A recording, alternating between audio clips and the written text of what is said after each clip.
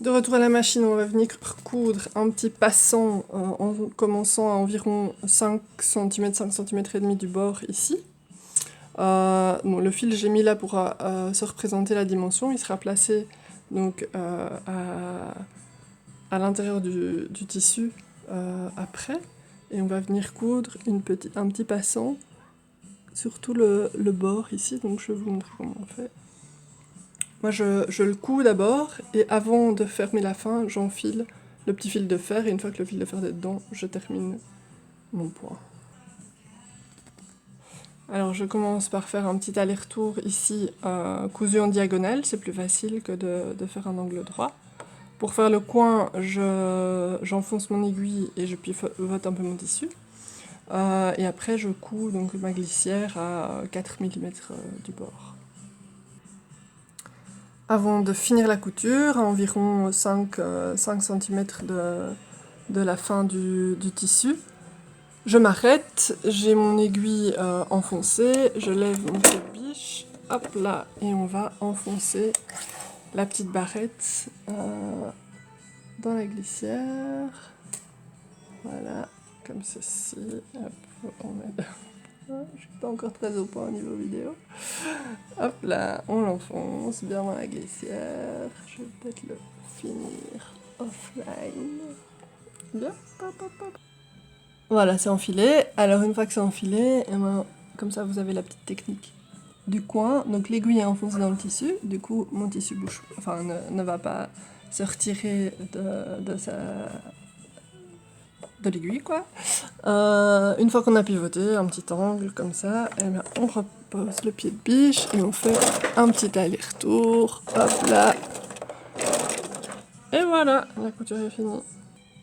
Voilà, une fois qu'on a fait notre petit passant, ben on a ceci, donc au-dessus il y a le petit fil de fer, en dessous il y a notre petite pochette comme ça, et on va procéder donc au pliage. Moi je le plie en 3, hop, pour que les 3 bords soient plus ou moins les mêmes. Après je le ferai en dehors de la vidéo, voilà, on obtient quelque chose plus ou moins comme ça, que les 3 bords aient bien la même distance, et puis je donne un coup de fer sur le tout.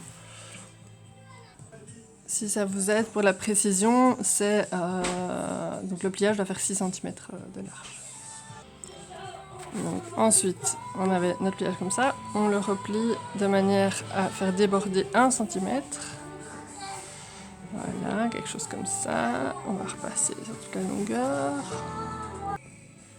Donc, on obtient quelque chose comme ça. Ensuite, on va faire le deuxième pli. Donc, on reprend celui qui est en dessous. J'ai triché, j'ai déjà repassé avant. Voilà, et on obtient quelque chose comme ça. Et en tout, ça fait environ 8 cm. Avec le pliage, parfois on perd un petit peu. Voilà, donc comme ça, de l'autre côté, ça donne ça. Et puis maintenant, on va venir surjeter avec un petit point zigzag le bord ici et le bord là, tout plié. Donc c'est une technique pour aller vite. Hein. C'est pas la définition parfaite, mais c'est efficace. Et voilà. Alors on prend le point zigzag, hop.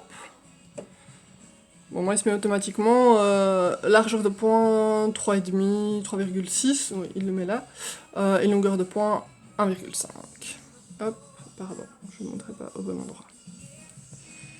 Alors on y va, j'ai déjà placé mon tissu, donc on met bien plié comme ça. Et on prend toutes les couches à la fois. Moi je fais pas de point d'arrêt pour les points zigzag, et ça fonctionne bien comme ça. C'est un peu dur de coudre et de filmer en même temps, donc je vous fais juste le début et la fin. Voilà, hop.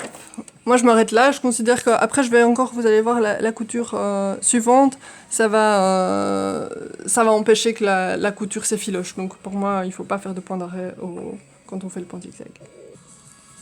Alors petite parenthèse pour les séries, donc si vous voulez faire une série, ben, vous pouvez faire donc chaque fois l'étape du fil de fer, le faire tout à la suite, le repassage tout à la suite, et alors une fois que vous cousez, ben, vous faites comme on a fait à l'étape précédente, une fois que vous êtes ici au bout, vous prenez le suivant, hop, et vous l'enfilez. Moi je ne l'ai pas encore fait pour ma vidéo, donc je vais juste terminer celui-là jusqu'au bout.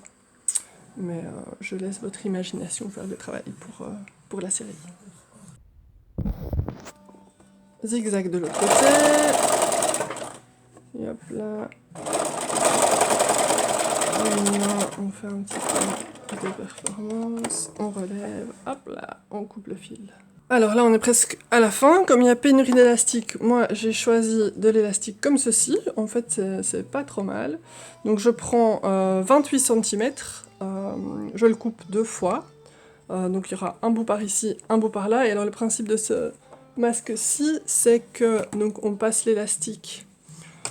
Quand c'est fini, c'est une petite glissière. Donc si après on retrouve de l'élastique qui est plus confortable, on pourra réenfiler un nouvel élastique. Voilà, je trouvais ça un bon compromis.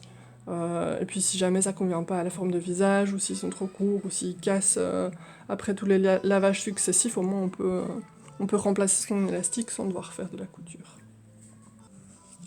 Voilà, donc l'élastique, il fait bien.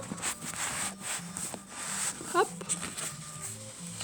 C'est juste pour le montrer en image. 28 cm. Alors on vient placer l'élastique comme ça à environ 1 cm du bord. On va replier ici. Voilà, en mettant bien l'élastique dans le pli ici. Donc comme ça, et plus près du bord là. On replie bien et on va passer à la machine, faire un petit point droit ici le long.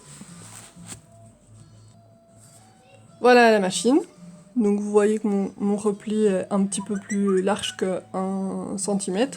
On va venir coudre ici à peu près à hauteur de la fin du zigzag. Donc on a 5 mm, 4-5 mm de tissu, mais qui est surjeté, donc il n'y aura pas de problème pour la solidité. Et on aura un passant de 8 mm, 7-8 mm ici, pour que l'élastique puisse rester libre. On revient sur un point droit, évidemment, j'ai oublié de préciser. Donc voilà, par contre ici on fait bien un point d'arrêt, donc un petit avant-arrière. Et puis donc on fait toute la couture. Hop. Attention à ne pas être trop près du bord, tout de même. Je vais essayer de la faire. Bon là je dévie un peu, c'est pas top à une main. Voilà, allez, retour. Hop, on va dire que c'est bon. Et voilà. Tire le tissu, on coupe le fil. Même chose de l'autre côté. Voilà le résultat. Je n'ai pas encore coupé mon fil ici, mais donc de ce côté-ci, on a une couture à 8 mm. On laisse bien une bonne petite valeur couture tout de même. Hein. De l'autre côté, je me suis un petit peu écartée du bord sur la fin. Ça, c'est pas top. Il faudra que je recommence pour venir coudre plutôt ici à ce niveau-là, mais à une main, c'est pas évident. Et voilà ce que ça donne. De l'autre côté, il n'y a plus qu'à faire un petit nœud avec les deux bouts de l'élastique. Hop.